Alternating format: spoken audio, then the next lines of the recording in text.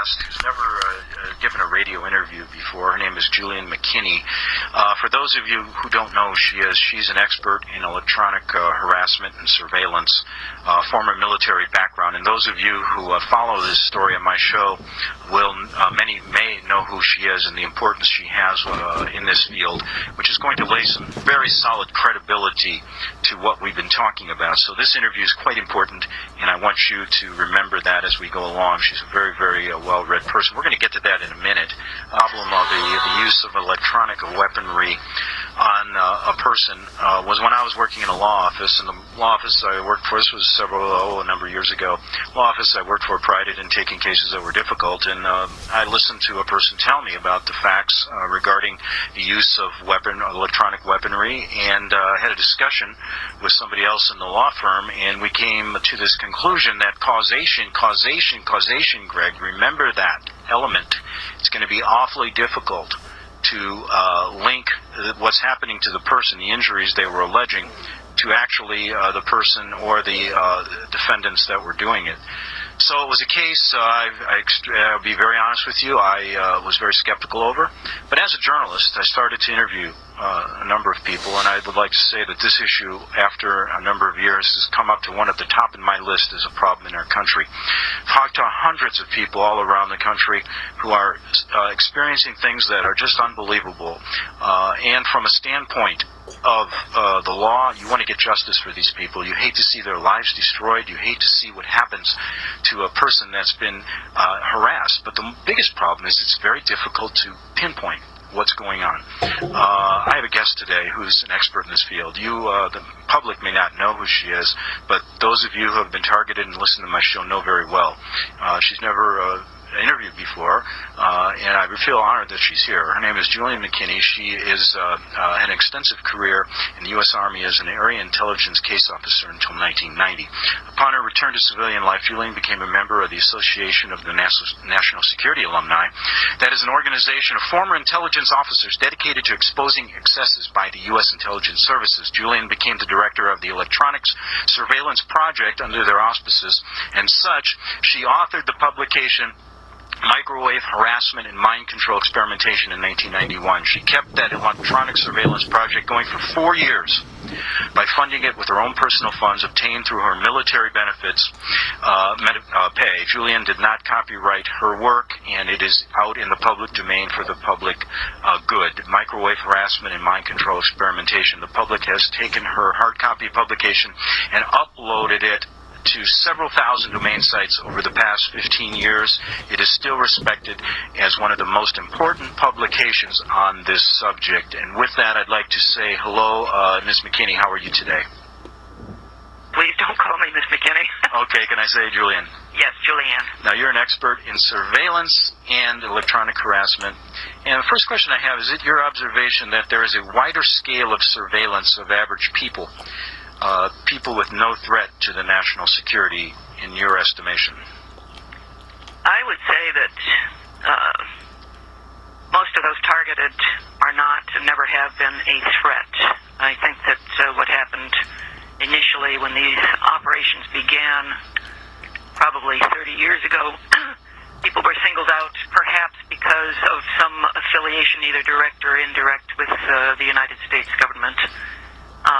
And invited attention, but they were not singled out as being threats. They were singled out as being lucrative targets of experimentation. In the past 15 years, since shutting down the electronic surveillance project, primarily to seek employment, which I did seek and did obtain, I had occasion to observe many instances of individuals in the corporate environment being singled out and targeted simply because they were convenient targets of opportunity. And I have to comment on something I heard you say early on.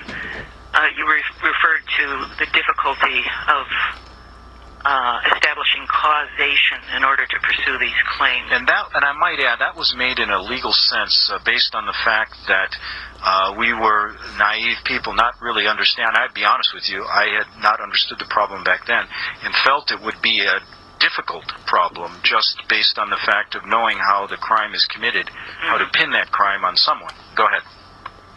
I understand the legal implications, certainly. There is enough literature on the internet and elsewhere that establishes the existence of these weapon systems. To pinpoint, for purposes of prosecution, to pinpoint their existence would be difficult. And the position I take is that rather than pinpoint them for prosecution purposes, it's easy enough to single them out by electronic means and to destroy them. But I guess that's taking the matter a little far afield. I think, frankly, we still face, until Congress establishes laws that forbid the use of these technologies for involuntary experimental purposes, that we're going to get absolutely nowhere in attempting to prosecute. Okay, listen, I need to take a break, Julian, and we'll be back in 3 minutes on the Investigative Journal. Okay. Okay, back for the second half hour. My guest is Julian McKinney. She's an expert on surveillance and electronic harassment. And Julian, I gave you an introduction at the beginning of the show, brief introduction, but I think our listeners would like to know your background and why you're qualified to make these statements. I think it's important. Okay. If you could do that, please. Well, I would take exception to the term expert in these weapon systems. Okay. I certainly have had experience with them, having for approximately the past 40 years been on the receiving end of this type of harassment. Okay. Expertise in surveillance comes with my employment in the intelligence field. I understand what constitutes surveillance. I'm capable of immediately spotting a surveillance, and I can see, as in the case of gang stalking, a subject which you have addressed on prior occasions, can see those who I label as covert wannabes, bumbling and stumbling through what they think are covert activities, and find it really rather amusing if it weren't so perverted in the ultimate objective. I'm not certain what more I can add. I do have experience with these weapon systems. I've had sufficient opportunity over these past many years to observe the progressive spread of these harassment operations, and I'm talking specifically about electronic weapon systems. Well, you've been a voice, a strong voice for warning people of these systems for at least the past 10 years regarding the installation of specialized electronic equipment on utilities. What are these electronics, and what are their capabilities? Their capabilities generally are to inflict pain in highly focused fashion, and to alter mental states. Certainly when you have a frequency aimed at your brain, your mental functions tend to alter. In amplified form, they're sufficient, the frequencies have the capacity to kill. So that's one reason why the Department of Defense refers to them as less than lethal rather than non-lethal weapons. As a matter of fact, the Department of Defense has gone so far as to eliminate them, to remove them from the category of even less than lethal weapons and to bury them under the category of electronic weapons, trying to make them a little bit blacker. Now, is this protocol of surveillance and harassment seemingly patterned after a government protocol now applied to the general civilian population? It's difficult to pinpoint everything at this stage on the U.S. government exclusively because these are global operations. Okay. The pattern, the protocols are virtually identical on a global scale. So someone is overseeing the entire activity. The government obviously is complicit because otherwise these operations would not be allowed to exist. Why? It's hard to say. Whether it's for testing electronic weapon systems for future use under combat conditions, or whether ultimately there's a holocaust in the offing, it's hard to say. Well, you know what I find interesting? How people who are unaware of this problem can't believe it happened to begin with. And I try to mention, I have run stories about the Duplessis orphans. It's a program that's been verified that the government actually used money in Canada and the United States to do medical testing on children, on adults. I've talked to people in the POW issue. Dr. Joe Douglas, who has documented how our government has allowed foreign governments to do illegal experimentation on POWs. So why would people think they wouldn't allow it on just average citizens? Just in your mind, do you have an answer for people? And what do you think about that? Why would they allow it? Yeah, I mean, my thing is they do it. They're doing it, but some people that deny it can't believe that our government would do something like this.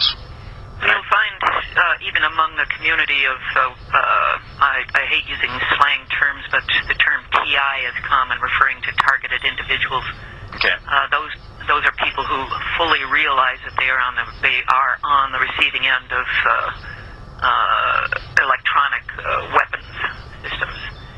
But even amongst TIs, there is the perception in certain areas that our government would not do this. It's a case of not recognizing reality. First of all, if this were not being done by our government, Congress would step in because of the hundreds of complaints they have received, thousands of complaints, no doubt, over the past 10, 15 years from citizens who recognize what's going on.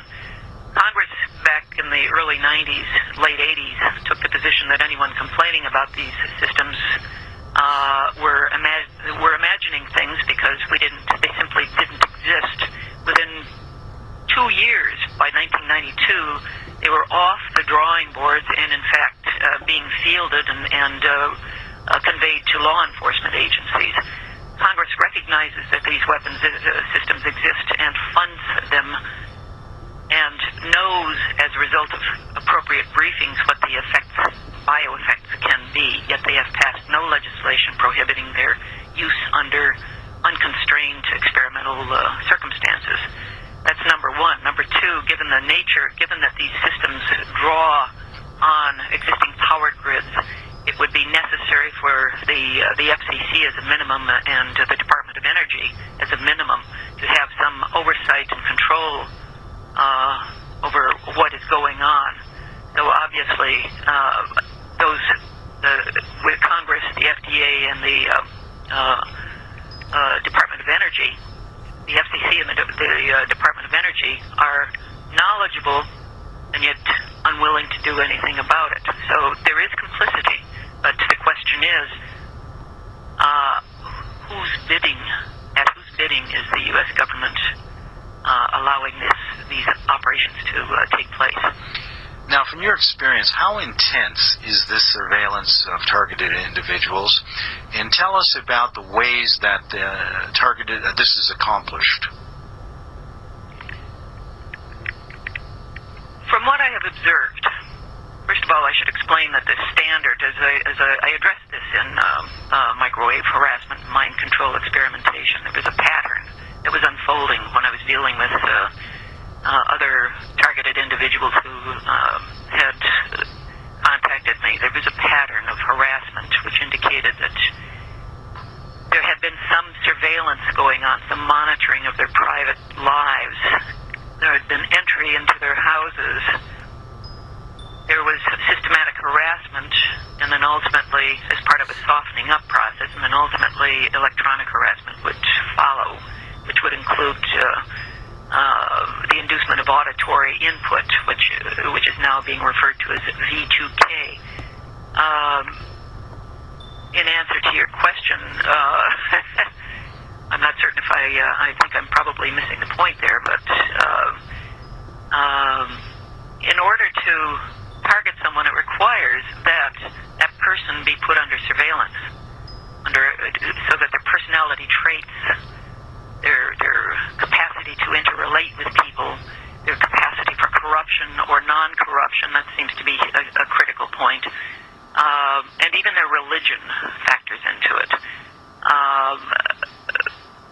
Following a period of harassment, they are singled out for preliminary stages of harassment, which would include gang stalking, entry of their private homes and apartments,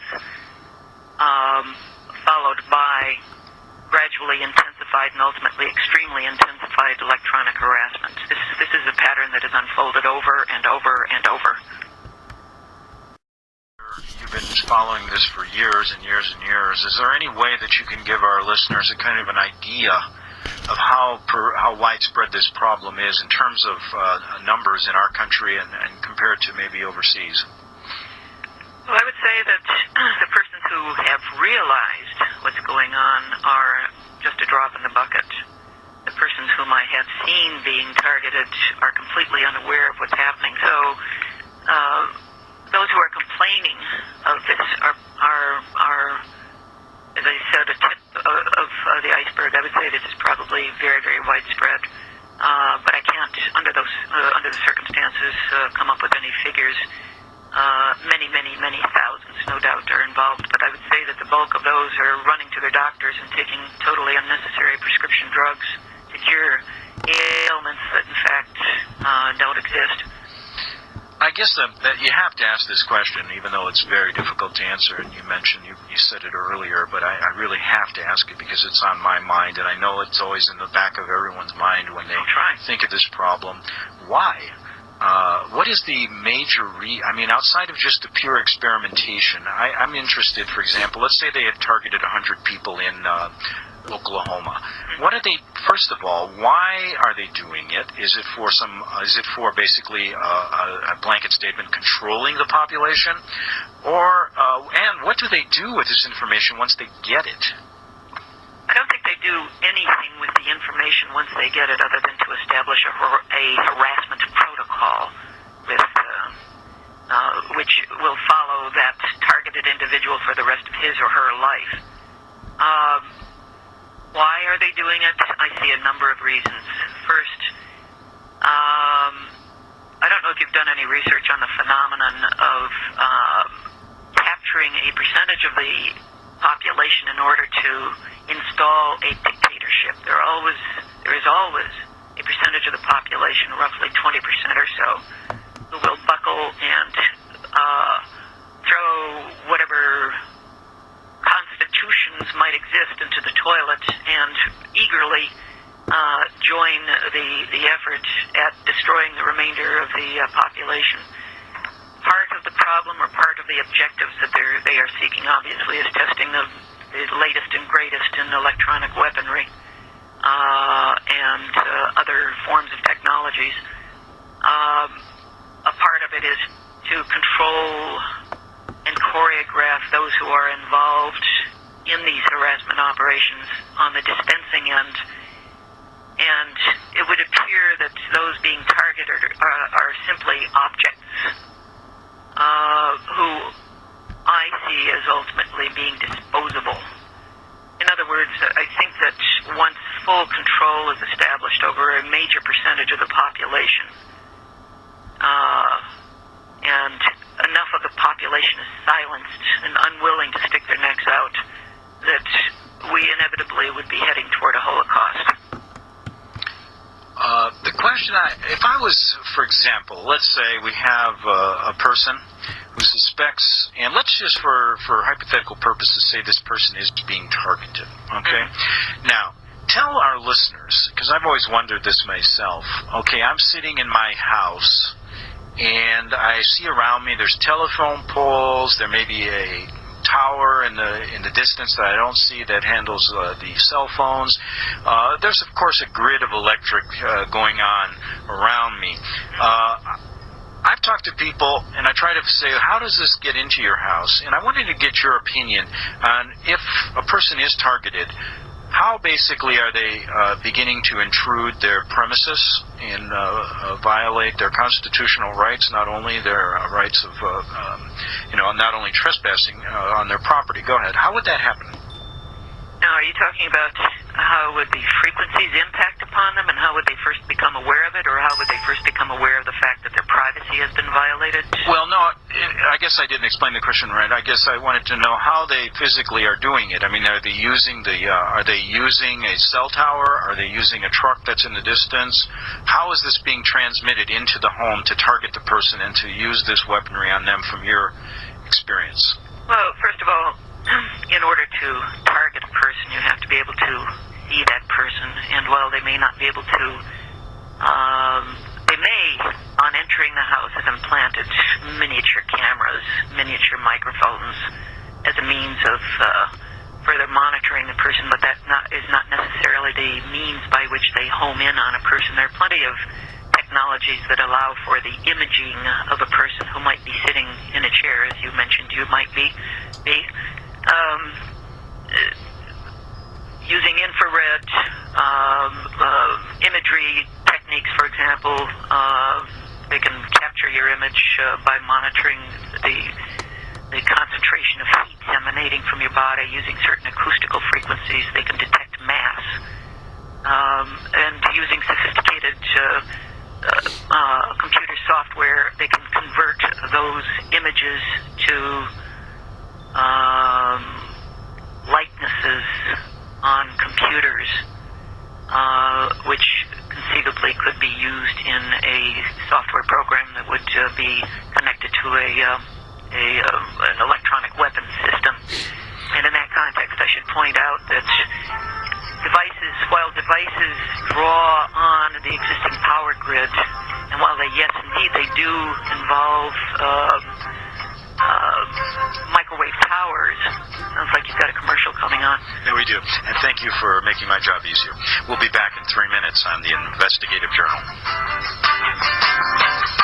I've put this in the top 3 of my stories that I believe are important that the American people need to deal with. Because as Ms. McKinney, who is, I consider her an expert, she would only say she's an authority, but let me tell you, Julian, you are an expert in this. The reasons could be, like she said before we went into the break, and total testing of our population to see, basically, perhaps maybe there is a Holocaust in the future or a dictatorship in the future, and they want to see how people react to it. That may be a simplistic way to look at it, but not the simplistic way that Julian looked at it, but my way of explaining it. But let's get back to some of the things here in the last few minutes that are important. What can you tell us, Julian, about the use of microwave energy on citizens in terms of the existence of such a program and the nuts and bolts of what they do? Microwave energy is only one aspect of the entire electromagnetic frequency spectrum. Microwaves can be lethal depending upon how they're used. Obviously, in order to achieve appropriate effects on people, they have to be pulsed, because otherwise the individual would be cooked from the inside out. The objective of using microwaves, as opposed to other electromagnetic frequencies, would be to inflict extremes of pain, to cause thermal heating. That's a common complaint, which leaves a hot spot on the skull. And again, primarily just to inflict extremes of pain. I was just wondering, we kind of skipped over or didn't quite complete a preceding topic. Oh, go ahead. We were talking about use of the electrical grid throughout the country, the use of microwave towers, the use of devices affixed to poles that are connected to power lines. But what wasn't addressed, or what you haven't mentioned, is also that these weapon systems are used by neighbors surrounding persons who've been singled out as targets of opportunity. And these people... Are they solicited to do this, or what? That's something that I've been pondering for quite some time. Again, what I've noticed is there seems to be a predominance of a particular religion that makes it particularly easy for them to cooperate. Well, listen, let's talk about that after the break. I got a short break, and then I've got something to some business I have to take care of for 3 or 4 minutes, and then we'll get back for our second hour with Julian McKinney. We'll take some calls back in 2 minutes on the Investigative Journal by some of the TIs, and that's targeted individuals. Now, that song rose to number 1 without any publicity on the internet, and that song called TI, we'll play that again, Dr. McKinney, I think hits the nail on the head. I mean, there's a lot of people out there suffering, and I know you're one person, an authority in this field, and for my guests who are just picking us up this hour, Julianne McKinney is a very highly regarded person in the field of electronic weaponry and surveillance in studying this issue. She's a former area intelligence case officer until 1990 in the Army, and her credentials can be found, will be found. You can go to rbnlive.com and go to my archives on the Investigative Journal and read about that, but she's well qualified. She's still with us this hour, and I keep calling you doctor, and you should be. I'm not a doctor, thank you. That's okay. Emeritus. Dr. Emeritus. That's funny. I have a doctorate in law. Nobody ever calls me that. I hate being called that, a doctor, but I'm interviewed on a Tehran radio or TV station once every blue moon, a couple months, and they refer to me as Dr. Samansky, and it's nice to hear once in a while. I'll be honest with you. Every 2 months is good enough.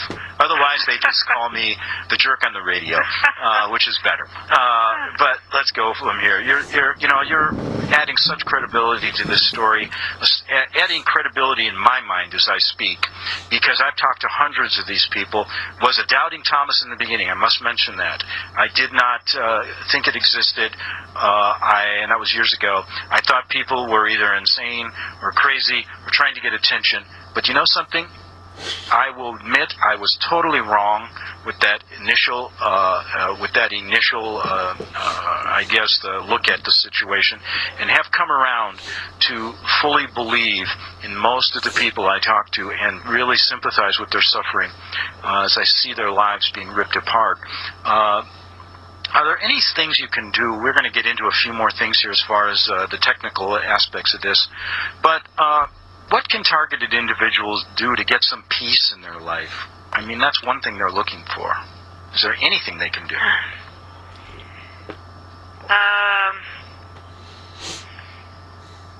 It's a difficult question. Long, prolonged silence. Time for another commercial. It's very difficult to advise targeted individuals on how to acquire peace. These frequencies can be blocked or deflected. All of these frequencies I have found, some may contest this, but I have found are vulnerable and are subject to deflection, and the pain can be ameliorated if not halted altogether. Finding peace by writing to members of Congress or to state legislators might not be the better alternative, because you will be treated as something worthy of the circular basket. Mm-hmm. They just won't intervene. Writing to the various agencies and calling and meeting with them serves no useful purpose either. Because they will say there are no laws prohibiting these types of activities. They can't say, for example, the FBI, and I was given this statement on a number of occasions, there are no laws prohibiting experimentation with these weapon systems. You're talking to the wrong people. So my advice would be to do what you can to secure your premises, because so long as your house is or apartment is being entered, you are susceptible to, in addition to being targeted by electronic weapons, there is the potential potential for having drugs surreptitiously put in your food, and I'm not exaggerating there.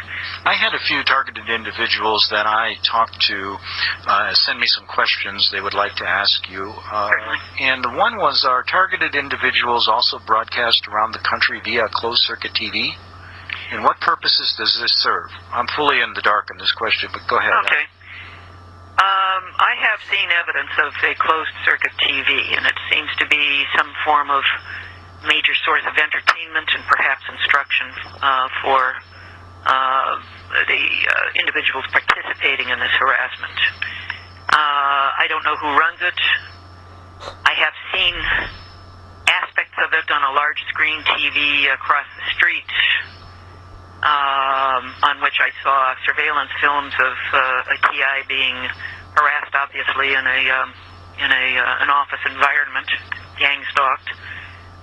Shows brain scans and is otherwise a very sophisticated and sleek communications operation. Why would it be used, as I said, either for entertainment, for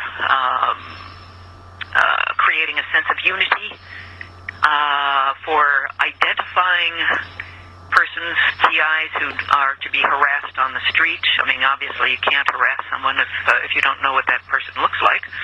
So it's a means of communicating to the perpetrators, the perps, what a TI looks like. Okay. Now, before I get to some more, when I put out that call for people to call, I got a couple of emails. A lot of times TIs do not want to go public, and they've sent me some emails. I want to get to one in a minute. But one question I have for you is, how can people gather evidence to support their beliefs that this is happening to them? Many people will say, well, it's only a lack of sleep. I mean, you have a sleep disorder. Perhaps there's a problem with your joints. I don't know. It could be anything that the answers are when you suspect you're being targeted. But what kind of evidence do you tell people to gather to support their beliefs that this is actually happening to them? Well, when you're gathering evidence, obviously you have an objective in mind, and that generally is legal. And what do you want to do with that evidence? There's really nothing you can do with it. But so in the absence of that, the main thing is to try to protect yourself and to alleviate the pain that you're experiencing. Collecting the evidence, if you were to go to, frankly, I strongly recommend that you keep your faculties together and avoid going to see psychiatrists and psychologists, because the pattern that is evolving is that they are highly complicit in these operations. And if you go to a medical doctor, you do not talk about because medical doctors many are also involved. So basically, what you do when you see a doctor is that you define your symptoms and get a very clear statement. Well, we can't figure this out. Well, that's a clear indication that it is not endogenous. It's not part of your system. It's not coming from within you. Then obviously something is happening from outside. If they prescribe drugs and yet can't find the etiology, the basis for your disease, don't take those drugs. Now, earlier we were talking about the fact that they may, who's ever doing this, and you've delineated, you've led a good course into what, you're tracking these people. But what I was getting at was, we never got to the point where if, you mentioned something about a religious group that may be targeted. Well, and what did you mean by that? The way, I don't, let me put it this way, I'm not anxious to start a religious war. I have found over the years that the persons involved, both in gang stalking, I've made it a point to get to know these people. I've had to, necessarily. I'm not the type to... You're talking about the perpetrators or the targets? Perpetrators. Okay.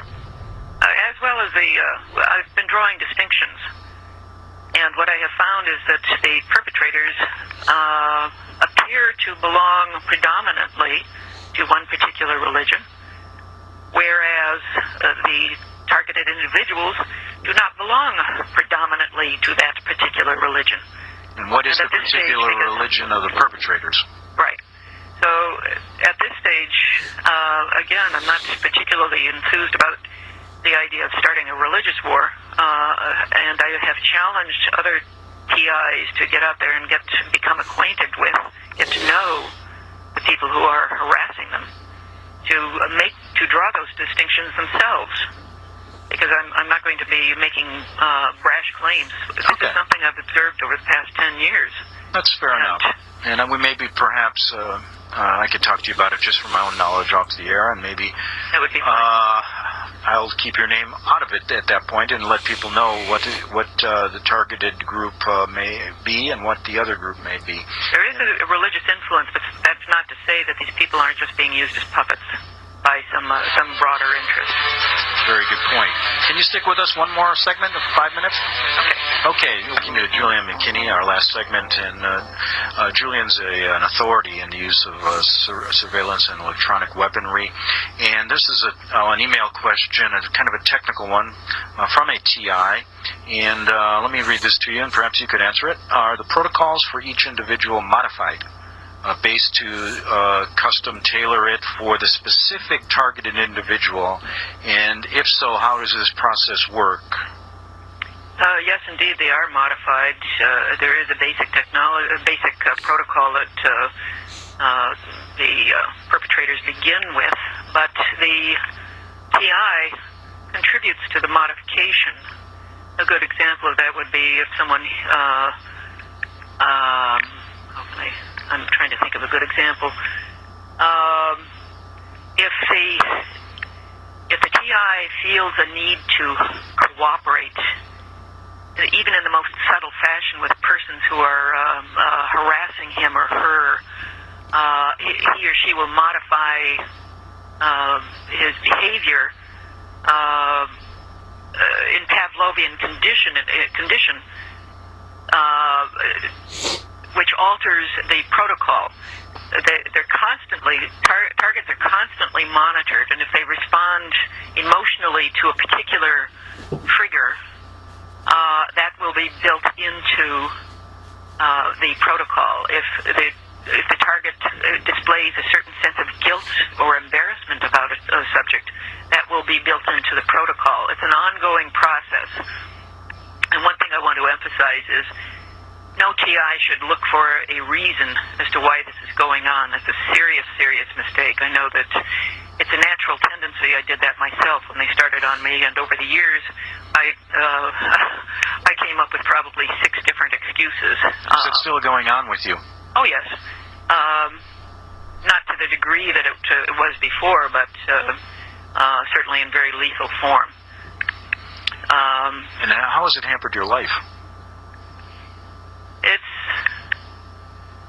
It's come close to being lethal on a number of occasions. I've dealt with gang stalking head on, and essentially put that to rest. I've developed a means for communicating with perps directly, and for making them feel like the trailer trash that they are. So gang stalking is not one of their favorite activities in my case.